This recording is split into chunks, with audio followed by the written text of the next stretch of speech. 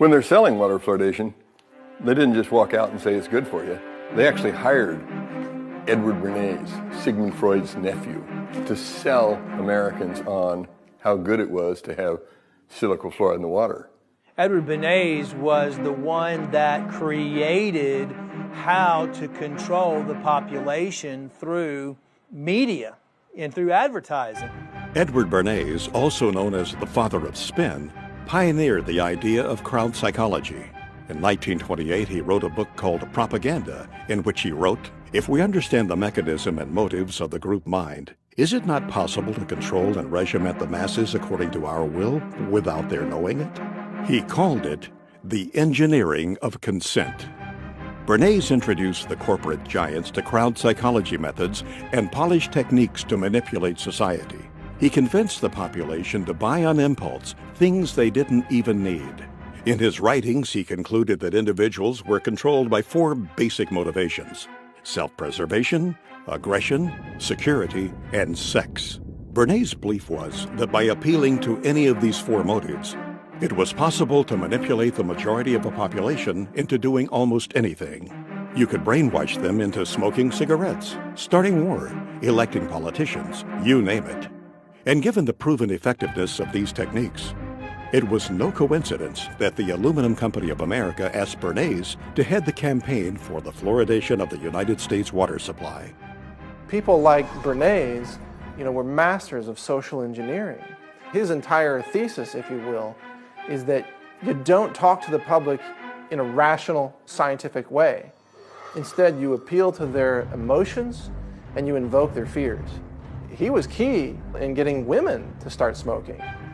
He positioned cigarettes as being sexy and individualistic and, power to the woman. That was the framing of why women should start smoking. A consumerist culture was born, and the United States government took notice. U.S. agencies soon adopted Bernays' techniques of manipulation to manufacture the fear of ever-present danger in the minds of the people, to give those in power greater control of what Bernays called the mass mind.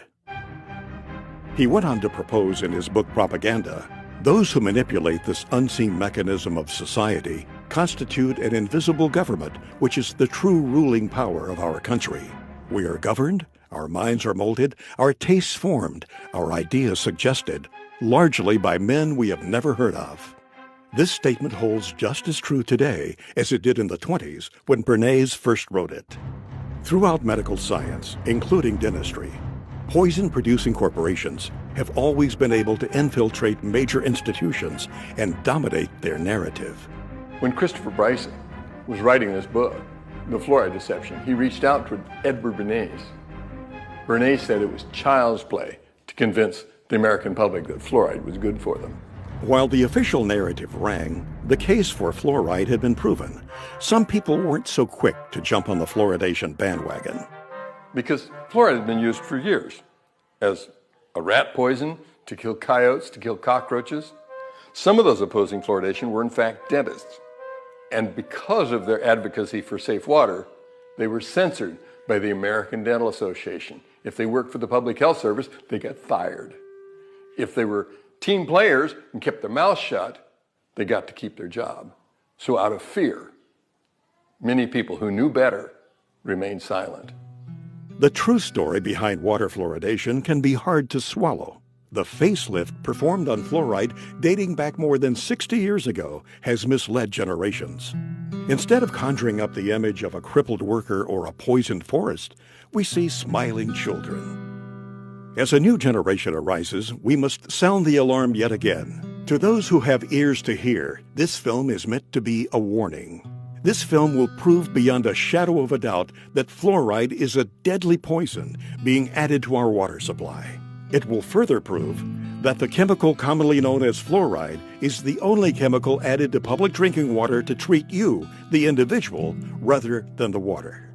The information presented in this film can change your life. It can help protect your health and the health of your loved ones.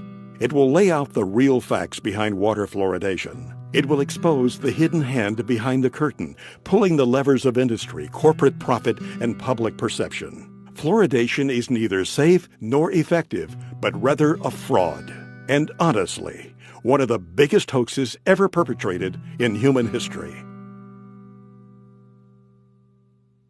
To say things like tobacco is harmless, fluoride is harmless.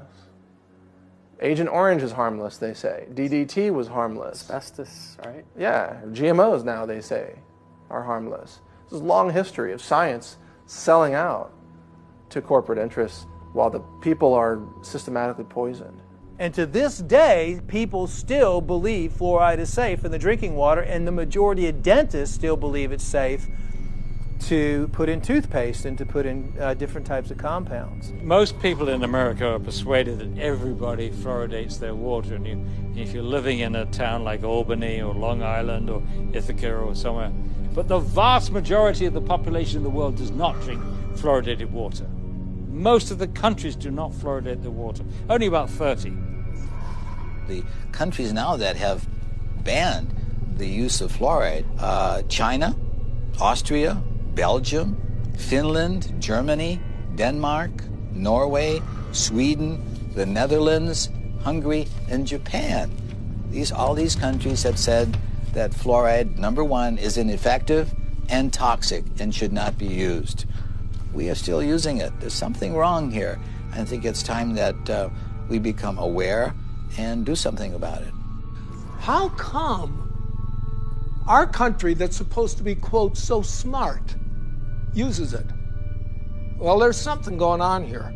What does the European Union know that we don't know? Nothing. Nothing. They know the same thing, that's why, but the difference is they're not getting paid off and we are, and so therefore, this is what the only thing I can come up with, because they both have the same facts. They both have the same facts. Fluoride is toxic. Fluoride is not helping your teeth. If it was really helping your teeth, why do we have all these dental problems? It's not at all. How come you can go to primitive societies around the world that never had even seen fluoride, and they have perfect teeth? Why are we having all these learning disorders? How come we're having autism? We're having all these things we never had before. Well, why don't we ask that question and answer it honestly? Answer it honestly. 98% of Europe does not fluoridate. Only 8 countries in the world have more than 50% of their population drinking water. America, Australia, New Zealand, Ireland, Israel, Singapore, Malaysia, and Colombia. Only 8. I think Europeans have come to their senses on several issues, not all of them, but on many, GMOs being one of them and fluoride being another. They've rejected these things because they're looking at the evidence. America tends to be way behind the curve on really recognizing reality in the realm of fraudulent hoax science. Our CDC and the liars in Washington, D.C. have only had success in countries that speak English for the vast majority of the disposal of their hazardous waste product. That means that you and I and our children in the United States are the largest consumers of hydrofluosilicic acid. Call it what it is. Hydrofluosilicic acid, what is that? Hydro's water, fluo, fluoride, silicic, sand, and it's missing an electron. It's acidic. It'll kill you. You take your hand, dip it in like that, you're going to die. Hydrofluosilicic acid does not occur in nature. It's a man-made molecule. And it eats through concrete, glass, stainless steel, fiberglass, plastic. You name it, it'll eat it. So why are we putting that in the water? First tonight, hazmat crews from all across our area responded to a chemical leak this afternoon in Rock Island. The chemical was so strong that it was burning through the concrete there. News 8's Christy Mergenthal has the latest. It was just before 1 o'clock Thursday afternoon when hazmat crews were called to the Rock Island water treatment plant for a chemical spill coming from this tanker truck. The chemical hydrofluorosilicic acid is used to add fluoride to the plant's water. After several hours, crews were able to clean up the leak, allowing operations to return to normal. They had to cordon off the area, obviously, but as far as the treatment of the water and the amount of water being used by the public, there's no effect on that at all. Now, that acid that did spill out is a chemical that they actually use every single day here at the water treatment plant. It adds fluoride to the water. Reporting live in Rock Island, Christy Mergenthal, WQAD Quad Cities, News 8. That's how they transport it. It's extremely aggressive. It'll eat through almost anything, including concrete. What is labeled fluoride is not naturally occurring fluoride like you might find in the ground. It's actually a collection. It can be over 100 different chemicals, including some radioactive chemicals, including many cancer-causing chemicals, including heavy metals, neurologically damaging elements that are called fluoride. And then this is dumped into the water supply, and the cities have the doctors and dentists convinced that this is somehow good for your teeth. Fluoride is really a clever way for industry, the mining industry, chemical processing industries, aluminum smelting and processing industries, to eliminate their toxic industrial waste without having to pay for it to be handled as industrial waste. They just slap a new label on it, fluoride. They sell it to cities, and the cities dump it into the water supply. Basically, is a hazardous waste byproduct of the manufacture of phosphate fertilizer. It's a mining byproduct. They dig up this rock. This rock is no good as is. So you mix it with sulfuric acid, and this produces soluble phosphate, and that's what becomes the fertilizer. It's a byproduct that they can't do anything with. It's a poison, so they sell it and make fluoride out of it. It was a fraud. It was a scam from the get-go. It is a means of getting rid of fluoride. You allow industry to use your water supply to dispose of their hazardous waste. It's a disposal mechanism. It's a major industrial waste pollutant. They were trying to dump it into the rivers that were going out into the ocean in Florida, and boy, they stopped that. They said, you're polluting, you're killing the fish, and which they were.